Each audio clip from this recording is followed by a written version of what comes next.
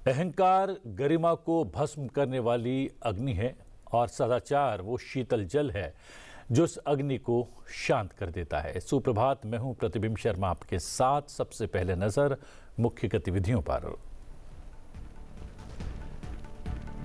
संसद के बजट सत्र से पहले सर्वदलीय बैठक आज। संसदीय कार्य मंत्री किरेन रिजिजू करेंगे बैठक की अध्यक्षता।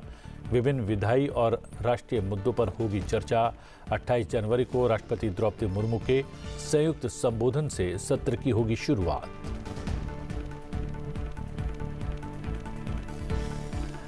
सोलहवें भारत यूरोपीय संघ शिखर सम्मेलन की मेजबानी करेंगे प्रधानमंत्री नरेंद्र मोदी।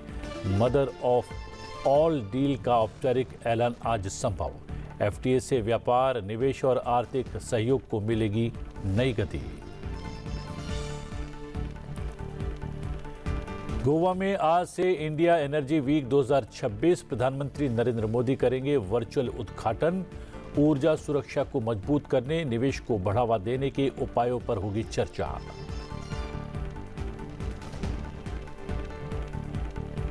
लोकसभा अध्यक्ष ओम बिरला ने भारत पर्व 2026 का किया उद्घाटन। कहा, पर्व देश की सांस्कृतिक विविधता, परंपराओं और लोकतांत्रिक मूल्यों का शानदार मंच। भारत पर्व तकनीक और परंपरा के अद्भुत संगम का भी प्रतीक।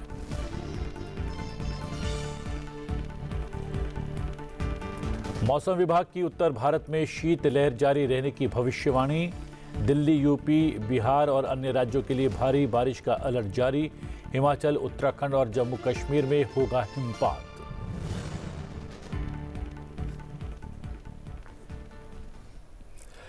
संसद के बजट सत्र से पहले केंद्र सरकार ने आज सर्वदलीय बैठक बुलाने का ऐलान किया है। इस बैठक में आगामी बजट सत्र के दौरान पेश किए जाने वाले विधायी कार्यों के साथ साथ अन्य अहम राष्ट्रीय मुद्दों पर चर्चा की जाएगी। ये सर्वदलीय बैठक संसदीय कार्य मंत्री किरेन रिजिजू की अध्यक्षता में आयोजित होगी। बैठक संसद भवन एनेक्सी के मुख्य समिति कक्ष में सुबह 11 बजे से शुरू होगी, जिसमें सभी राजनीतिक दलों के नेताओं को आमंत्रित किया गया है। संसद का बजट सत्र 28 जनवरी से शुरू होगा। सत्र की शुरुआत राष्ट्रपति द्रौपदी मुर्मू के लोकसभा और राज्यसभा की संयुक्त बैठक को संबोधन से होगा और इसके बाद सरकार की ओर से आर्थिक और विधायी एजेंडे को आगे बढ़ाया जाएगा। बजट सत्र 2 अप्रैल तक चलेगा। सत्र का पहला चरण 13 फरवरी को समाप्त होगा, जबकि दूसरा चरण 9 मार्च से शुरू होगा। बजट सत्र के दौरान आम बजट समेत कई महत्वपूर्ण विधेयकों पर भी चर्चा होगी और उन्हें पारित कराने का प्रयास किया जाएगा। केंद्र सरकार का उद्देश्य सर्वदलीय बैठक के जरिए सभी दलों से सहयोग सुनिश्चित करना और संसद के सुचारू संचालन के लिए सहमति बनाना है।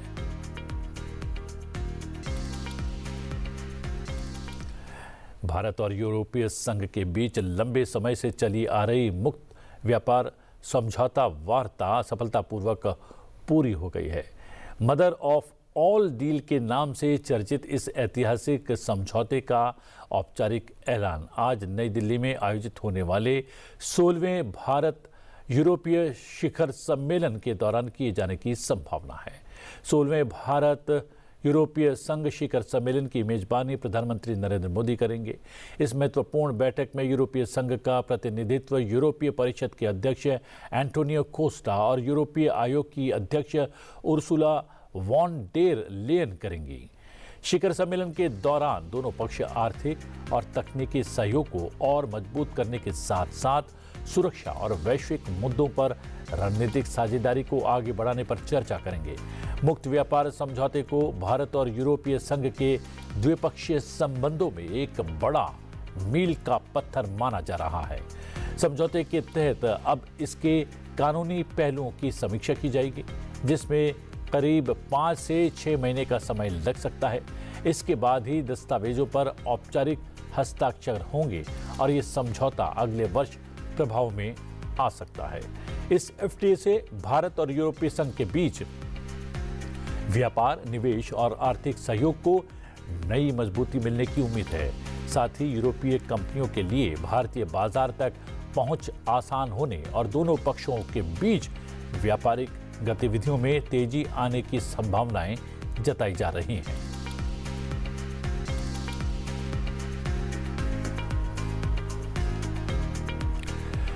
भारत ऊर्जा सप्ताह 2026 यानी इंडिया एनर्जी वीक का आयोजन आज से 30 जनवरी 2026 तक गोवा में किया जा रहा है। ये वर्ष का पहला प्रमुख अंतर्राष्ट्रीय ऊर्जा सम्मेलन है, जिसमें वैश्विक ऊर्जा क्षेत्र से जुड़े मंत्री, दुनिया भर के शीर्ष मुख्य कार्यकारी अधिकारी, नीति निर्माता, वित्तीय संस्थान, शिक्षाविद और प्रौद्योगिकी प्रदाता एक मंच पर जुट रहे हैं। प्रधानमंत्री नरेंद्र मोदी आज सुबह 10 बजे वर्चुअल माध्यम से इंडिया एनर्जी वीक 2026 का उद्घाटन करेंगे। उद्घाटन के बाद प्रधानमंत्री सम्मेलन में शामिल प्रतिनिधियों को ऑनलाइन संबोधित भी करेंगे।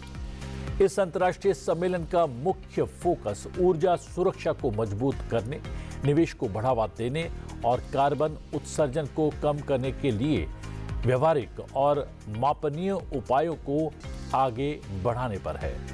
इंडिया एनर्जी वीक ऐसे समाधानों पर चर्चा का मंच बनेगा जिन्हें विकास के अलग अलग चरणों में मौजूद अर्थव्यवस्थाएं आसानी से अपना सके। इस आयोजन में अमेरिका, यूरोप, पश्चिम एशिया, अफ्रीका और एशिया प्रशांत क्षेत्र के प्रतिनिधि मंडल भाग ले रहे हैं, जो वैश्विक ऊर्जा कूटनीति में भारत की बढ़ती भूमिका को रेखांकित करता है। इंडिया एनर्जी वीक 2026 में 120 से अधिक देशों के 75,000 से ज्यादा ऊर्जा विशेषज्ञों की भागीदारी होने की उम्मीद है। ये सम्मेलन वैश्विक ऊर्जा सहयोग, निवेश और सतत विकास की दिशा में एक महत्वपूर्ण मंच के रूप में देखा जा रहा है।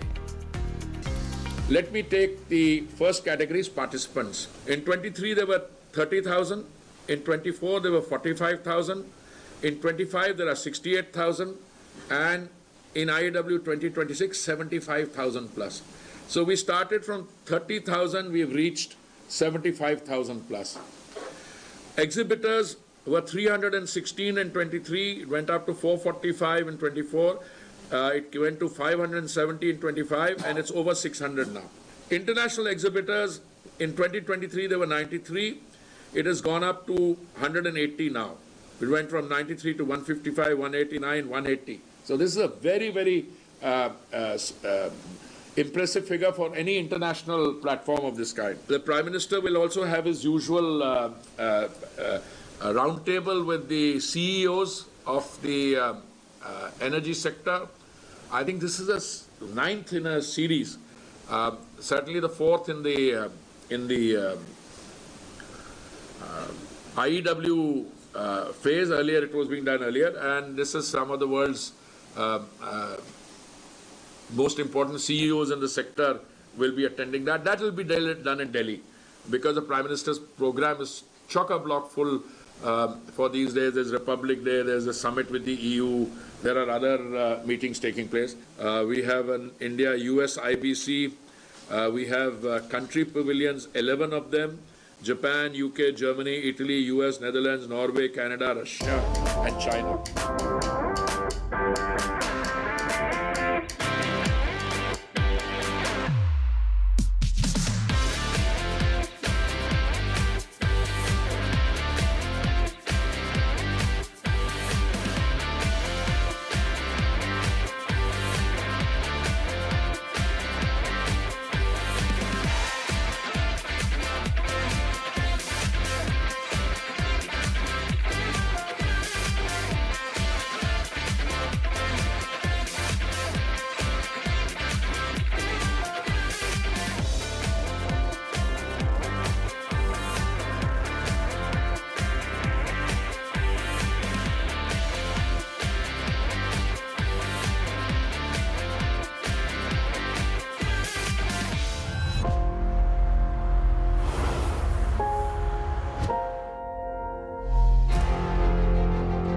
Energy is transforming, and with it, our future.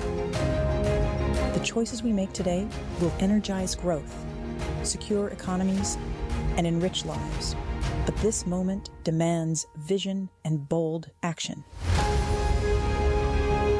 India rises to the challenge, a fast-growing economy, advancing clean tech, unlocking opportunity, and helping the world drive the path to net zero. In January, 2026, India Energy Week returns to Goa, where solutions spark, partnerships thrive, and transformation accelerates. Here, the global energy community unites to shape a sustainable future. संयुक्त राष्ट्र में भारत के स्थायी प्रतिनिधि पर्वता नेनी हरीश ने UNSC की खुली बहस में अंतर्राष्ट्रीय कानून के शासन की पुष्टि विषय पर भारत का पक्ष रखते हुए बहुपक्षवाद, शांति और न्याय को मजबूत करने पर जोर दिया। उन्होंने पाकिस्तान के सीमा पार आतंकवाद और कश्मीर संबंधी दुष्प्रचार को खारिज करते हुए उसे आतंकवाद का वैश्विक केंद्र बताया। जी हां, हरीश ने यूएनएससी में व्यापक सुधारों और स्थायी सदस्यों की वीटो शक्ति पर समानता की वकालत भी की। आतंकवाद पर कड़ा रुख अपनाते हुए राजदूत हरीश ने पाकिस्तान को 20 से अधिक यूएन सूचीबद्ध आतंकवादी संस्थाओं को पनाह देने के लिए आड़े हाथों लिया और सीमा पार आतंकवाद को भारत के लिए बड़ा खतरा बताया। जम्मू कश्मीर को लेकर उन्होंने स्पष्ट किया कि जम्मू कश्मीर भारत का अभिन्न और अटूट हिस्सा है। यूएनएससी सुधारों को लेकर उन्होंने परिषद की कार्यप्रणाली में सुधार, पारदर्शिता बढ़ाने और सभी स्थायी सदस्यों में समान वीटो पावर की मांग की। भारत ने वसुधैव कुटुंबकम के अनुरूप बातचीत, कूटनीति और नियम आधारित अंतर्राष्ट्रीय व्यवस्था को बढ़ावा देने की प्रतिबद्धता दोहराई। शांति की बात करें तो पाकिस्तान को अपनी विफलताओं से ध्यान भटकाने के बजाय आत्मनिरीक्षण करने की भी सलाह दी गई। Mr. President, I now respond to the comments of the representative of Pakistan, an elected member of the Security Council, which has a single-point agenda to harm my country and my people. He has advanced a false and self-serving account of Operation Sindoor in May last year. The facts on this matter are clear. Pakistan-sponsored terrorists killed 26 innocent civilians in a brutal attack in Pahalgam in April 2025. This august body itself called for holding the perpetrators, organizers, financiers, and sponsors of this reprehensible act of terrorism accountable and brought to justice. That is exactly what we did. India's actions were measured, non-escalatory, and responsible, and focused on dismantling the terrorist infrastructure and disabling terrorists. Till 9th of May, Pakistan was threatening more attacks on India. But on the 10th of May, the Pakistani military called our military directly and pleaded for a cessation to the fighting. The destruction caused to multiple Pakistani air bases by the Indian operation, including images of destroyed runways and burnt-out hangars, are in the public domain. We have heard talk from the representative of Pakistan about the new normal. Let me reiterate again that terrorism can never be normalized as Pakistan wishes to do. It is not normal to tolerate Pakistan's continued use of terrorism as an instrument of state policy. This hallowed chamber cannot become a forum for Pakistan to legitimize terrorism. We will do whatever required to protect and ensure the safety and security of our citizens. Furthermore, Pakistan has no locus standi to comment on matters that are internal to India. The Union Territory of Jammu and Kashmir has been, is, and will always remain an integral and inalienable part of India. India had entered into the Indus Waters Treaty 65 years ago in good faith, in a spirit of goodwill and friendship. Throughout the 6.5 decades, Pakistan has violated the spirit of the treaty by inflicting 3 wars and thousands of terror attacks on India. Thousands of Indian lives have been lost in Pakistan-sponsored terror attacks.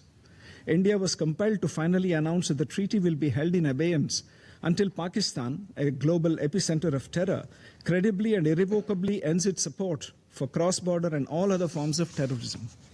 In conclusion, India would like to reiterate that strengthening the international rule of law framework and reforming multilateralism are a strategic necessity for the United Nations to effectively discharge its responsibilities with regard to maintenance of international peace and security. Lok Sabha अध्यक्ष ओम बिरला ने कल गणतंत्र दिवस के अवसर पर ऐतिहासिक लाल किले के प्रांगण में भारत पर्व का उद्घाटन किया। इस अवसर पर उन्होंने भारत पर्व को भारत की आत्मा की सजीव और सशक्त अभिव्यक्ति बताते हुए कहा कि ये ऐसा उत्सव है जहां संस्कृति, लोकतंत्र, सृजनशीलता और राष्ट्रीय एकता एक साथ मूर्त रूप में दिखाई देते हैं। लोकसभा अध्यक्ष ओम बिरला ने कहा कि भारत पर्व केवल एक सांस्कृतिक आयोजन मात्र नहीं है, बल्कि ये उन संवैधानिक मूल्यों की सशक्त स्मृति है जो देश को एक सूत्र में बांधते हैं। उन्होंने कहा कि भारत पर्व आत्मनिर्भर भारत का जीवंत उदाहरण है। भारत एक ऐसा विविधता वाला देश है जहां पर दुनिया की हर विविधताएं भारत में नजर आती है और इसीलिए इस उत्सव के माध्यम से हमारी संस्कृति की झलक तो नजर आएगी सही, हमारी परंपरा, हमारी संस्कृति के साथ साथ हम देश और दुनिया को इस भारत पर्व के माध्यम से यहाँ पर विशेष रूप से आमंत्रित करना चाहते हैं। वह आए, भारत को देखें, भारत की कला, संस्कृति, विरासत, आधुनिकता को देखें।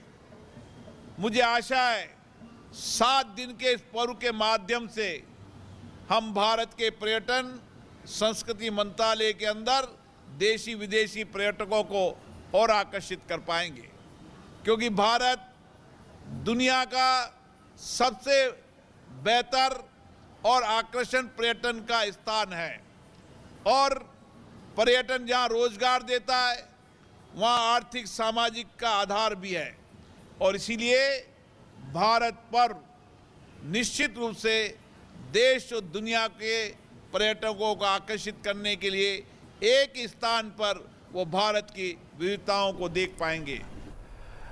गणतंत्र दिवस के महत्व का उल्लेख करते हुए लोकसभा अध्यक्ष ओम बिरला ने कहा कि भारत की शक्ति उसके संविधान में निहित है, जो लोकतंत्र, न्याय, स्वतंत्रता, समानता और बंधुत्व जैसे मूल मूल्यों पर आधारित है। उन्होंने हर्ष व्यक्त किया कि भारत पर्व इन आदर्शों और जनता के बीच एक सजीव सेतु का कार्य करता है तथा संस्कृति, परंपरा और सामूहिक उत्सव के माध्यम से संवैधानिक मूल्यों को जन सुलभ बनाता है। हमारी आत्मनिर्भर भारत, सैन्य क्षमता, अर्धसैनिक बलों के अटूट अनुशासन, उनकी अनुशासित बैंड बाजों के माध्यम से हमारी संस्कृति अलग अलग राज्यों के विकास के नया आयाम छूता हुआ भारत और अलग अलग राज्यों के अंदर हमारे वह कलाकार, आदिवासी क्षेत्र से आने वाले, हमारी परंपरा संस्कृति के उत्सव के कलाकार और विशेष रूप से भारत की नारी का शौर्य, उनकी वीरता, उनका अनुशासन आज हमने 26 जनवरी पर देखा। ये 26 जनवरी का पर्व हमारी भारत की विविधताओं का एकता का पर्व भी है। ये 26 जनवरी का पर्व हमारे गणतंत्र दिवस पर हमने संविधान अंगीकार का दिन भी है। भारत का संविधान आज भी हम सबका जीवंत मार्गदर्शन है।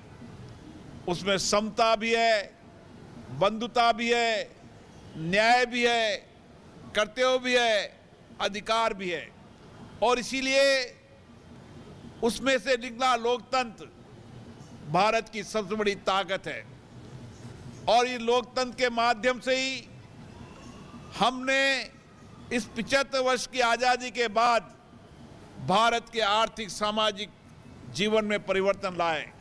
हमारे प्रधानमंत्री माननीय नरेंद्र मोदी जी के नेतृत्व में देश आगे बढ़ रहा है, ये आज हम सबने सुबह देखा है। कर्तव्य पथ की भव्यता से लेकर आसमान में गरजते लड़ाकू विमानों तक 77वें गणतंत्र दिवस समारोह ने देशभक्ति के हर रंग को जीवंत कर दिया। शानदार परेड, विविध सांस्कृतिक की झलक दिखाती झांकियां, मन मोह लेने वाले सांस्कृतिक कार्यक्रम और भारतीय वायुसेना का रोमांचक फ्लाइंग पास्ट। आइए देखते हैं इस ऐतिहासिक दिन की कुछ विशेष झलकियां।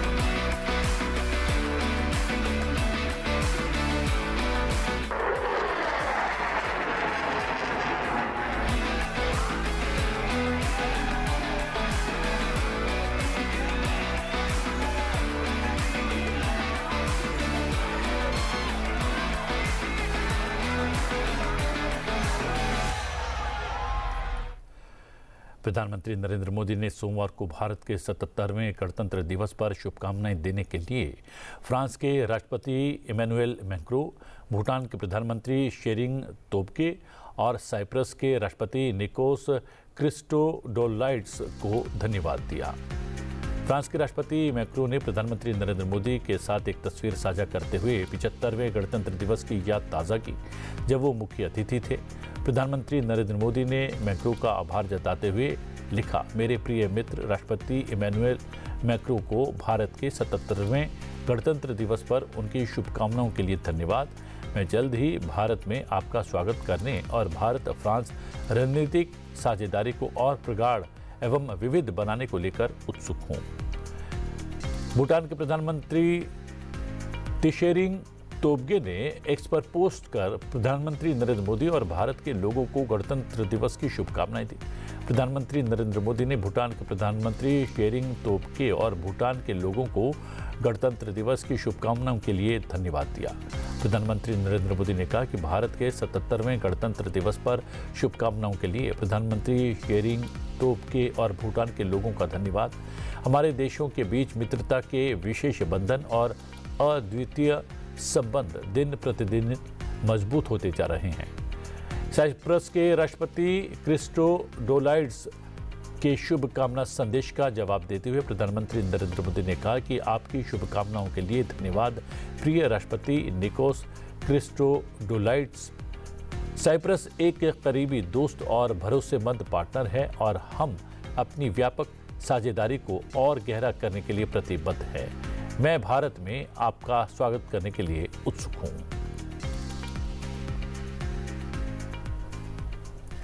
जहां कभी बंदूक की धमक और भय का सन्नाटा पसरा रहता था, वहां जन गण मन गूंज उठा है। जी हां, दशकों तक नक्सलवाद के साए में रहे छत्तीसगढ़ के बस्तर संभाग के 41 गांव में 26 जनवरी 2026 को लोकतंत्र की नई सुबह लेकर आया। बीजापुर, नारायणपुर और सुकमा के उन दूरस्थ इलाकों में जहां कभी तिरंगा फहराना जोखिम भरा माना जाता था, वहां पहली बार गणतंत्र दिवस पूरे सम्मान और उत्साह के साथ मनाया गया।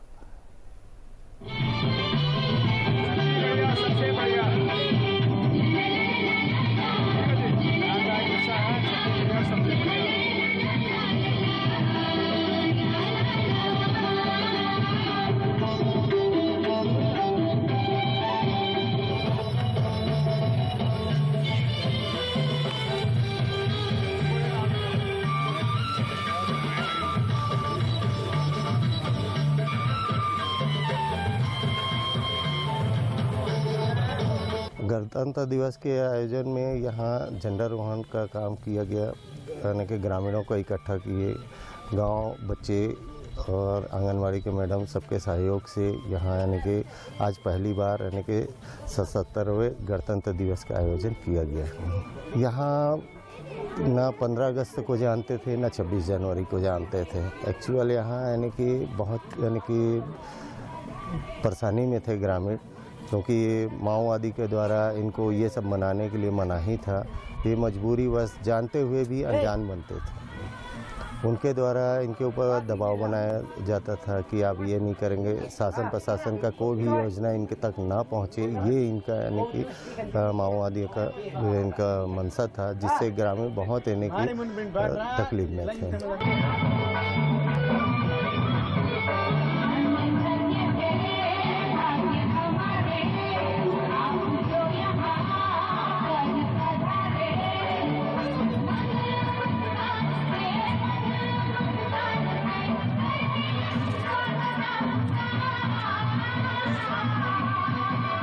जो ग्राम पंचायत हैं और जो गांव हैं जहां अभी न्यूली स्कूल्स एस्टैब्लिश हुए हैं, सभी स्कूल में और हमारे सभी कैंपों में रिपब्लिक डे का सेलिब्रेशन किया गया है और बहुत ही धूमधाम से गांव वालों ने आज गणतंत्र दिवस मनाया है।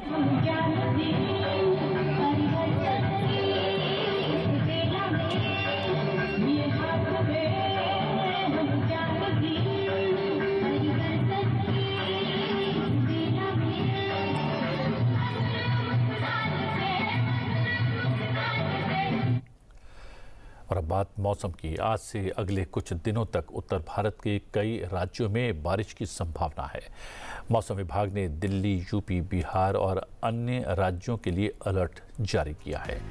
मौसम विभाग के अनुसार अगले कुछ दिनों तक देश के अलग अलग राज्यों में आंधी बारिश का दौर बना रहेगा। वहीं पहाड़ी राज्यों में जमकर बर्फबारी की संभावना भी जताई गई है। इससे ठंड में बढ़ोतरी की संभावना है। हिमाचल प्रदेश के ऊपरी इलाकों में भारी बर्फबारी का दौर शुरू हो गया है। कांगड़ा के धर्मकोट, कुल्लू मनाली, स्पीति, केलांग, पांगी और भरमौर में बारिश और बर्फबारी हो रही है। कोकसर में हल्की बर्फबारी देखी गई है। प्रदेश में सबसे कम न्यूनतम तापमान कुकुमसेरी में -10.2 डिग्री सेल्सियस दर्ज किया गया है। शिमला में एक नया पश्चिमी विक्षोभ 30 जनवरी की रात से उत्तर पश्चिमी भारत को प्रभावित करेगा। आज राज्य के अधिकांश स्थानों पर हल्की से मध्यम बारिश या बर्फबारी की संभावना है। मौसम विभाग ने कई इलाकों के लिए कोल्ड डे का ऑरेंज अलर्ट जारी किया है। लाहौल स्पीति, चंबा, किन्नौर जिले और कांगड़ा, कुल्लू और शिमला के ऊंचाई वाले इलाकों में खराब मौसम का अलर्ट जारी किया गया है। राष्ट्रपति द्रौपदी मुर्मू ने 77वें गणतंत्र दिवस के अवसर पर राष्ट्रपति भवन में एक स्वागत समारोह का आयोजन किया।